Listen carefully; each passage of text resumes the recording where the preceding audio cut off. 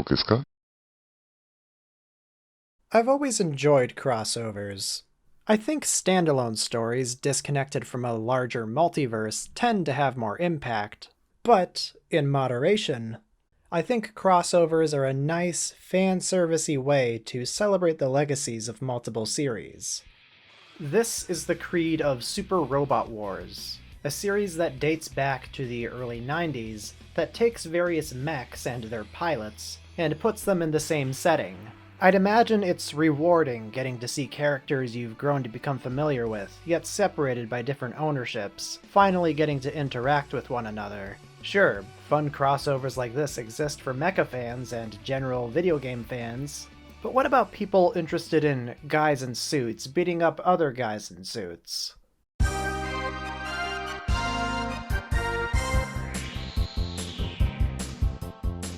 Enter Super Tokusatsu Wars, a PlayStation 1 title that's a spin-off of the Super Robot Wars games.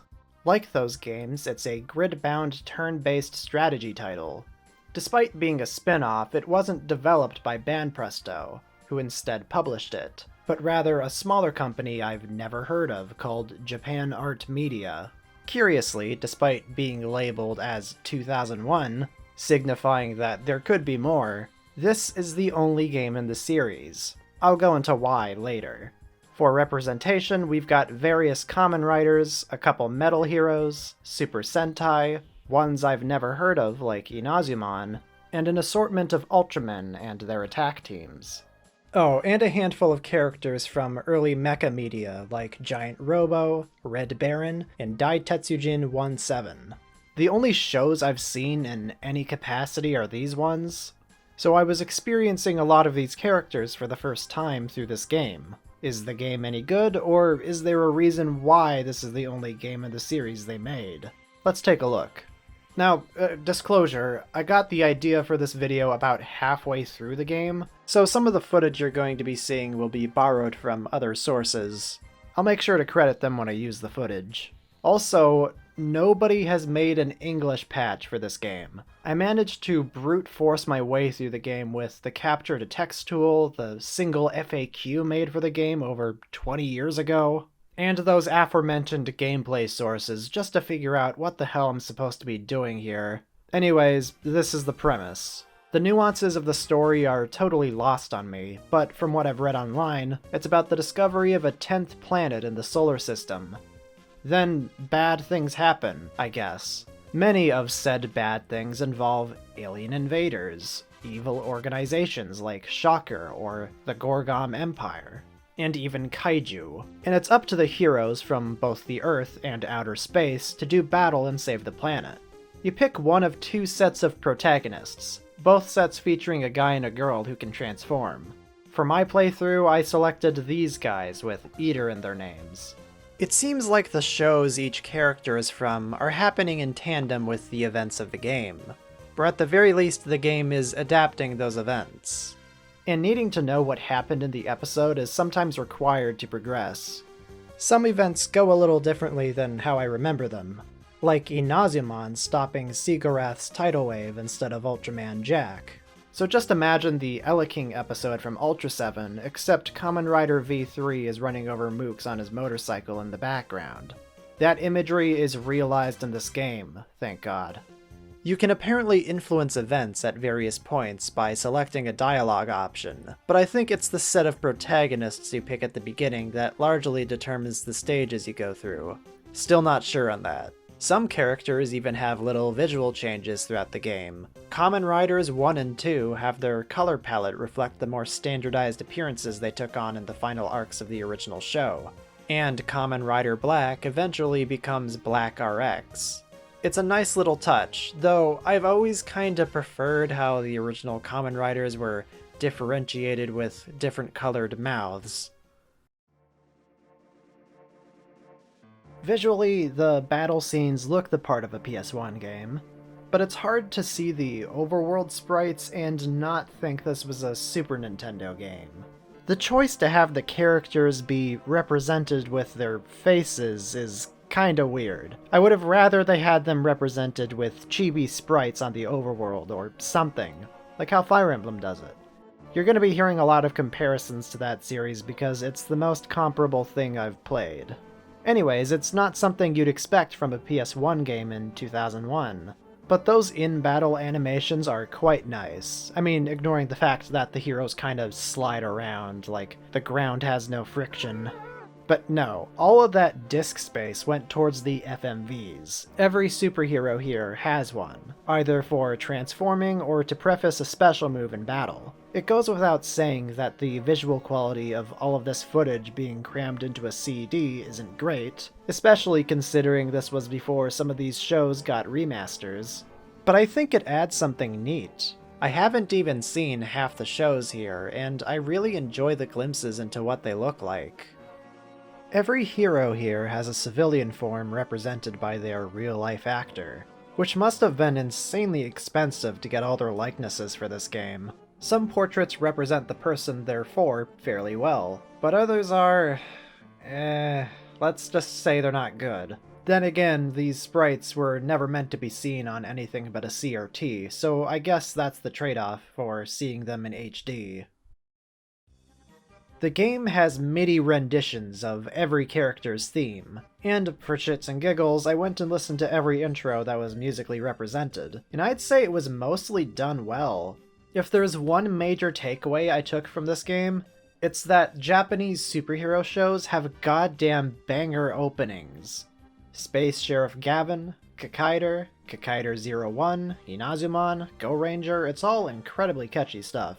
I know that's less praise about the game itself and more about the shows these characters come from, but when you're listening to these tracks for hours at a time, it's really impressive how they never get old.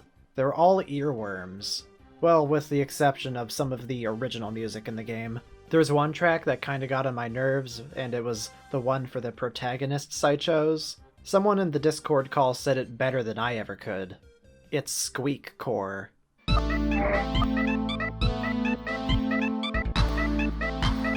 And I guess it's a little tiring having to hear the opening of the Kamen Rider theme every time, but it's still a good track.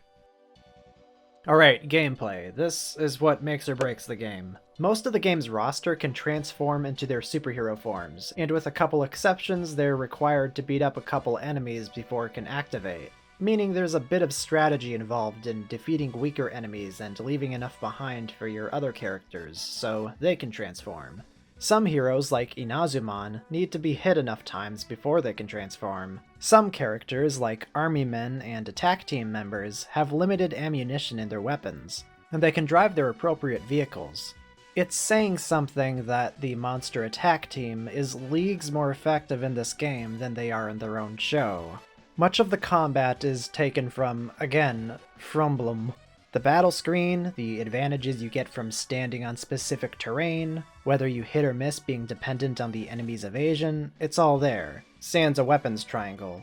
And there's a twist. You can choose to either attack, focus on dodging, which halves the enemy's hit ratio, or defend for half the damage. Some heroes have access to ranged attacks that can hit from far away too. Attacks rely on two things. One is your morale being high enough, which can be gained from attacking enemies, and the amount of energy you have left. With the exception of a basic attack, every move depletes a hero's energy meter and morale, the latter of which being something you can build up again. If the right conditions are met, you can initiate a special map attack that does crazy damage and has an area of effect. I found that having two Kamen Riders standing close together lets them do a double rider kick. And both the protagonist characters get a map attack too. You can also ride each hero's respective vehicle if you want to save energy on your stronger attacks. Considering how brutal this game is, it's nice that they give you the option to save at any time and reload a turn if you didn't get the right outcome. Though I personally recommend using save states if you're using a hypothetical PlayStation 1 with such a feature because... not playing this on real hardware? Don't be silly. There are at least two types of buildings the game gives you access to, but I admittedly didn't know how they worked until more than halfway through the game. One is a science center that produces items that you can use to restore energy or health. Another refills your unit's weapons if they're perishable, as well as their HP and energy. and another gives you army tanks if your unit uses them. But what I don't understand is why your unit's weapons don't refill between stages. It's so much of a hassle finding the right building on any given level, and sometimes a level doesn't even have the right building. It's more of a pain in the ass than it should be. There was one stage where I needed to refill, but the building was all the way across the map, so I had to avoid killing the last enemy just so it wouldn't transition to the next story scene. It was ridiculous. This game has some strange design. Some units can have their stats upgraded, that being HP, energy, evasiveness, and durability. At least that's what I think those last two translate to. And some units let you upgrade their moves, but not their stats. Some characters, like Inazumon, can't have either his stats or moves upgraded, but his car can be upgraded. It's bizarre. Why is it like this? It's so I would rather have no upgrades at all. Have every character's stats and move strength rise with level ups. I don't like micromanaging every character to this degree.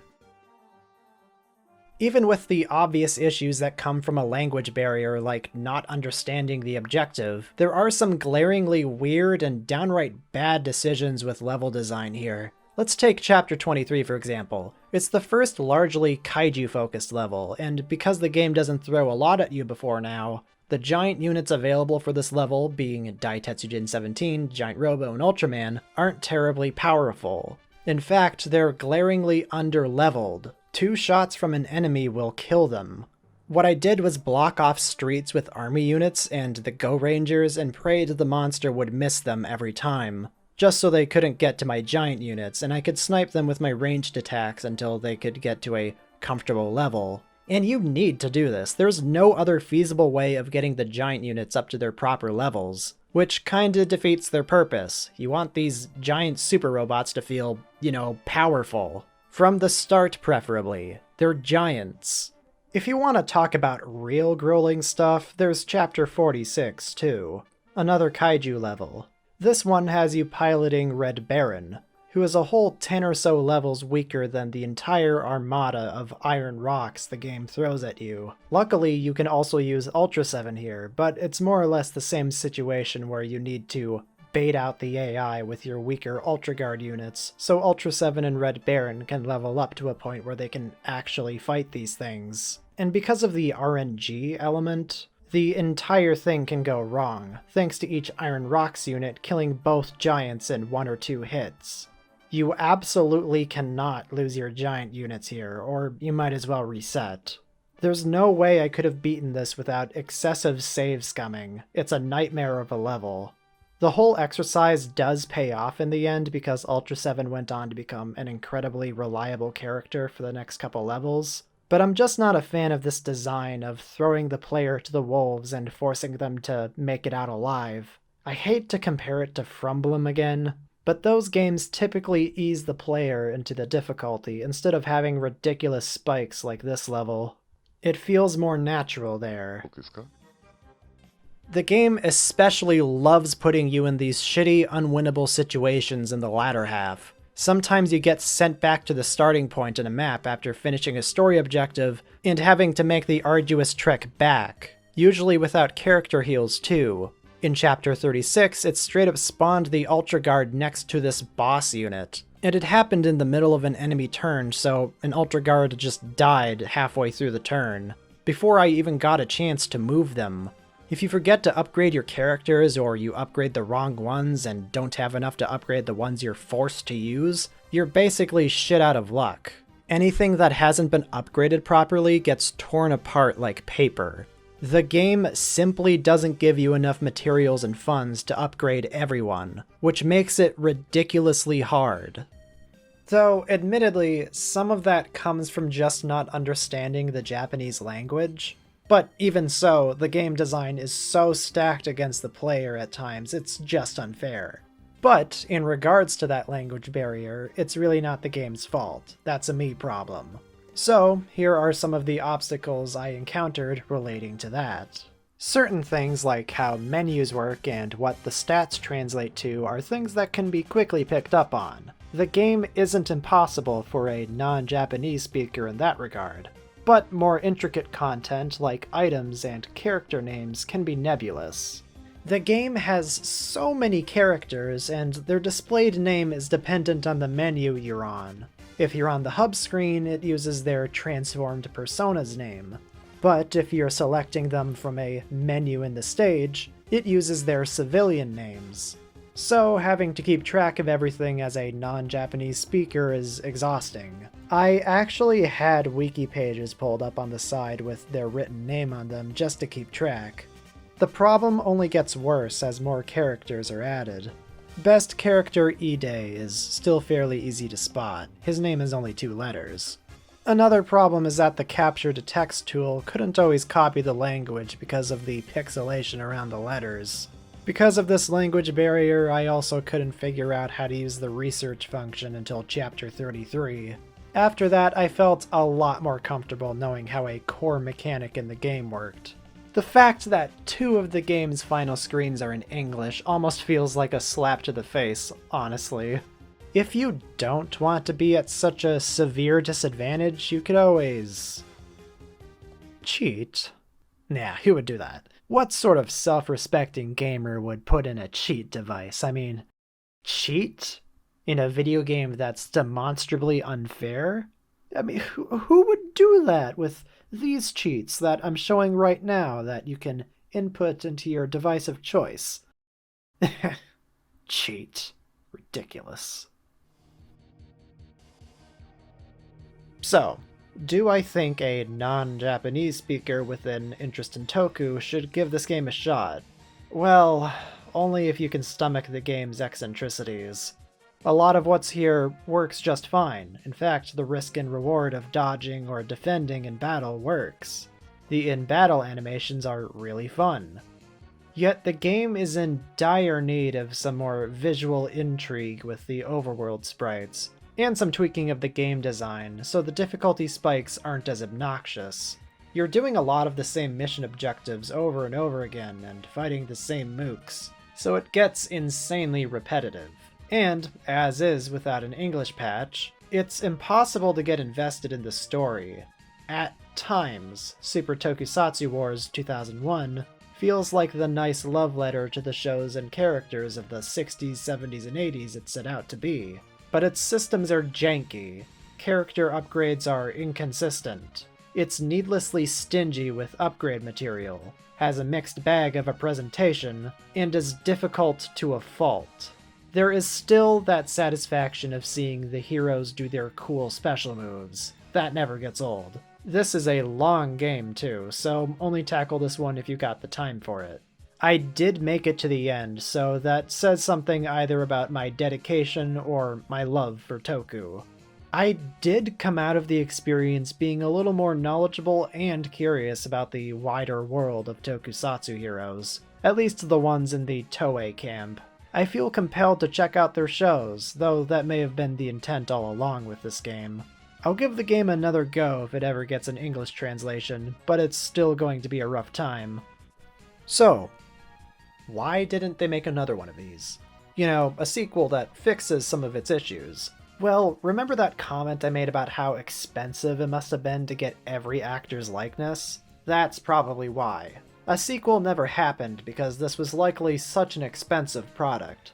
It's a shame. Having the original actors in the game really helped it feel like a proper crossover. The heroes here aren't much without the faces that originally portrayed them, which is why I'm not as interested in the games styled like this that just have the heroes. Of course, I think actors should be paid for their work. Royalties are a fair part of the industry.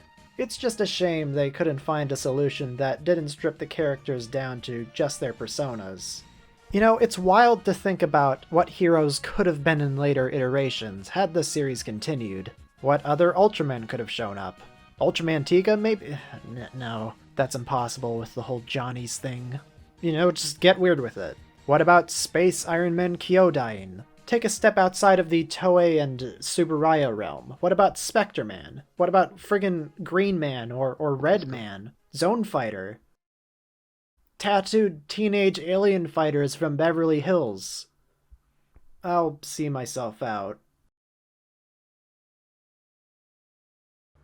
But not before doing an end screen for the video. Now, some news came out about a week ago. Jiro Dan, the actor for Hideki Go, Ultraman Jack, passed away during the production of this video and another related one. And I want to keep this short, I want to keep this brief, but I am shocked and saddened by this news. When this game was adapting the ending of Return of Ultraman and Hideki Go says goodbye in plain English, it's one of the only utterances of English in this game, I did tear up a bit. But anyways, here are the top patrons who helped make this video, and many others like it, possible. Heya Mooney, Krazak53, Koman, Queer Kaiju, Radiant GV, Chronicler Waba, Alcoholic Alligators, Ryan Santa Cruz, Avok Robot, The Antagonist, Richard Ciavardon, Ziggy Zigra, It's God Z, Big O Dilo, Inactual Dimetrodon, CMG, Red Comet Harry, and Marpzilla. Thank you very much.